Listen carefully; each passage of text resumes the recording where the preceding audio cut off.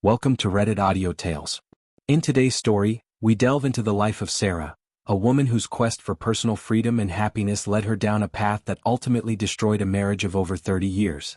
I have been married to Sarah for more than 3 decades, but what began as a shared life full of love and commitment has now unraveled in ways I never imagined. We met when we were young, and now I'm 59 and she's 55. We have 3 adult children. Our life together has had its good and bad times, but we've always been there for each other. Sarah means the world to me. Sarah has some friends who believe in things like feminism, identity politics, and social justice. It's a bit different from what I think, but that's okay. People have their own ideas about these topics. Sarah and I sometimes talk about these things and try to understand each other's viewpoints. I did not pay attention to these ideas that Sarah had or was starting to develop. For me, they were all nonsense. Sarah had some strong views about how women were oppressed for a long time, which sometimes scared me.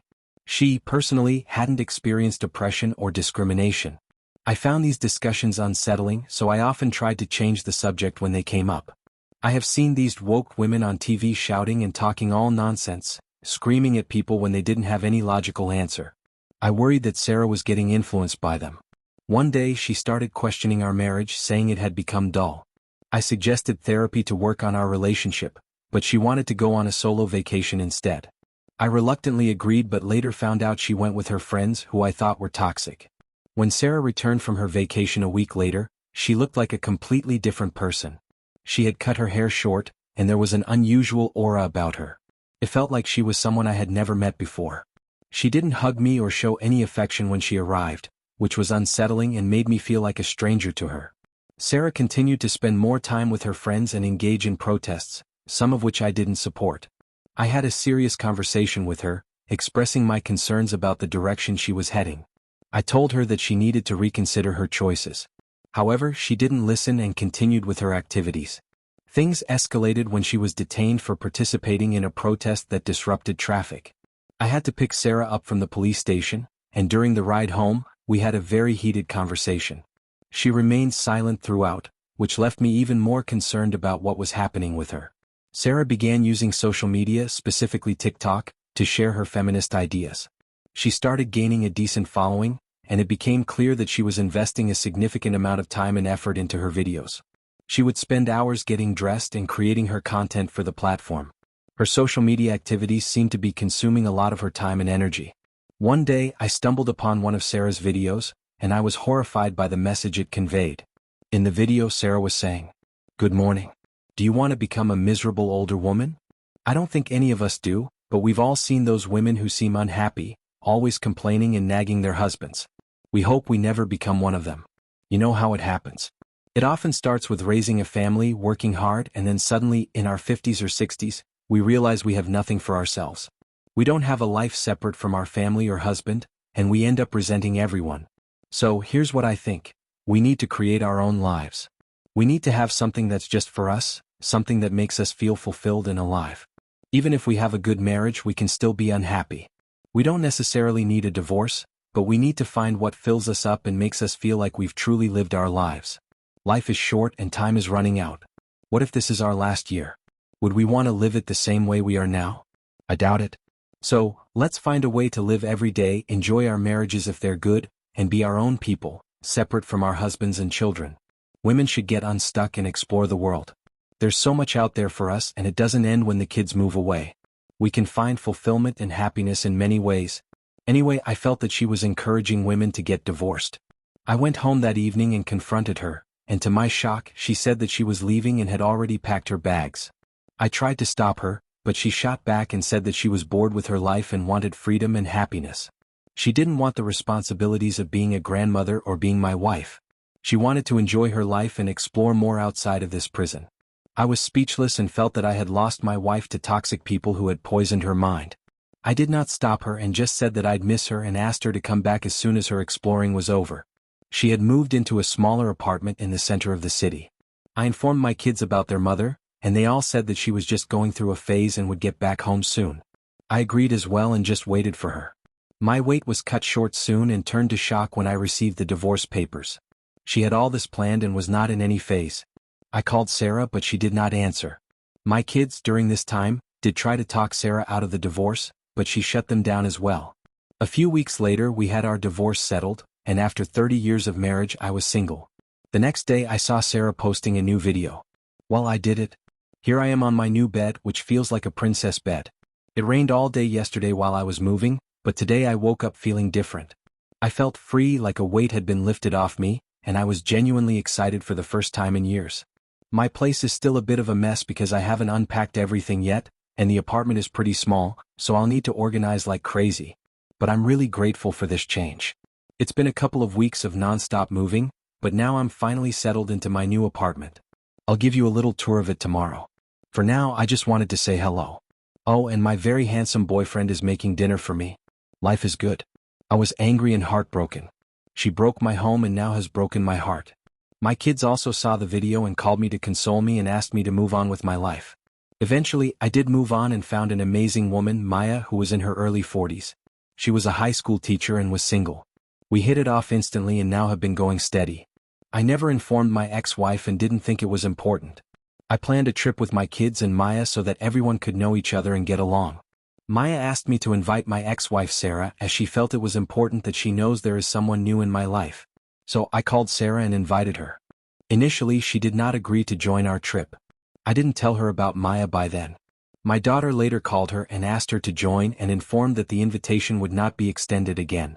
I had hired an amazing boat ride for all of us and Sarah was the last to join us. She came alone. I introduced her to Maya and told her how happy I am with Maya. I wish I could have clicked a picture of Sarah at that very moment. Her face was red, and it seemed that she was not expecting me to get a life for myself. Throughout the trip, I enjoyed Sarah's disgust towards Maya and me. Although Maya had noble intentions, I was really enjoying the results. A few days later we saw another video from Sarah. The last few days have been extremely traumatizing for me, and I blame myself for it, even though I know it's not entirely my fault. I knew on some level that I'd have a strong physical and emotional reaction when I found out that my estranged husband was in a new relationship. We've been separated for a year, but we still spend some time together as a family, and he had reassured me many times that he wasn't seeing someone else. However, it turned out he was. I was unsure about whether I should have gone on the trip. I didn't want my ex-husband to get the wrong idea, but my daughter convinced me to join. She said that he might not invite me again, and looking back, I'm sure that's why she thought that. What hurt me the most was not that he was in a new relationship. I have a boyfriend myself, but that he didn't tell me. I felt safe around him, thinking he still loved me. Her upset wasn't about losing me, it was more about losing the exclusive access to my resources and the stability I provided. The specific trigger was when she discovered I was telling another woman that I loved her, not just that we were involved romantically. Unlike Sarah's boyfriend, who is only interested in casual relationships, typically not investing financially and emotionally in her, when a man like me is in love, he often wants to build a life with the woman he loves. For Sarah, the real trauma was losing her place in my life to another woman. I began receiving numerous calls from Sarah, where she expressed her remorse and reminded me that I had asked her to come back. In response, I told her that it was too late and she would no longer be a part of my life. That boat has sailed. She had made her choice, created her own circumstances, and now she needed to live with the consequences of her decisions. A few days later we saw another video from Sarah. Things aren't going that great for me. I keep thinking about how it used to be back when things were good. Maybe all of this is my fault, maybe I'm selfish or self-centered. I'm struggling with all the fakeness, all the pretending I'm fine. I think I was in shock before, but now reality is sinking in. I know it's just a separation and there are worse things in the world, but I'm uncertain about what my life will be like.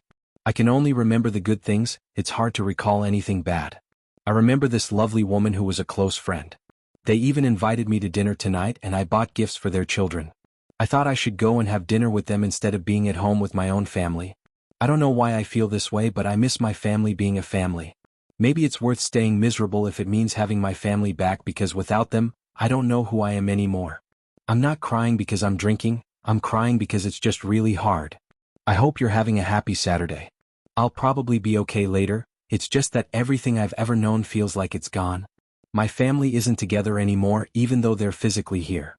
I'm going to go sit with another family, and it's nice they invited me, but it's not easy. My daughter called me up and asked me to do something, but I told them their mother chose this life, and I did try to stop her. She wanted freedom, she has a new love life, and she can explore the world as she wants. My daughter agreed and said that she agrees with every word I said, but she cannot help but feel for her mother's bad choices.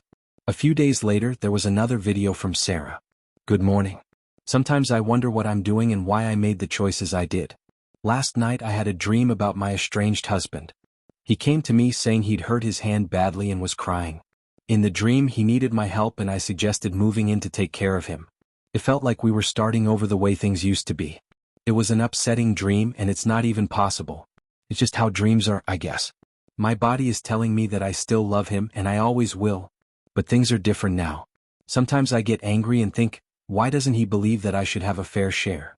He wants to give me some money but it's not enough. All the things we had were partly because of me. My parents lent us money and I played a significant role in helping him, encouraging him, and being there for him even when things went wrong. I made mistakes and I paid for them, especially when I left. It seems like everything he did was okay but everything I did was my fault. I'm constantly blamed for everything.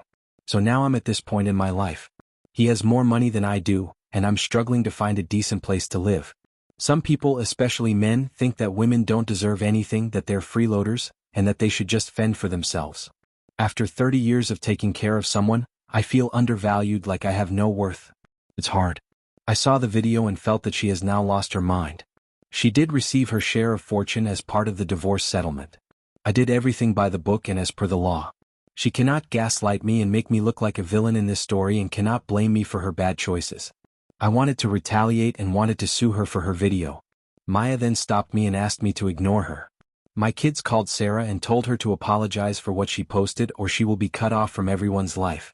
Sarah, having no choice, did post a lame apology citing her mental health as a reason. I got married to Maya a few days later, and I did unfollow Sarah on all my social media.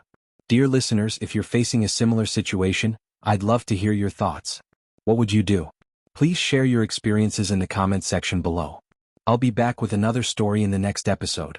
Take care until then.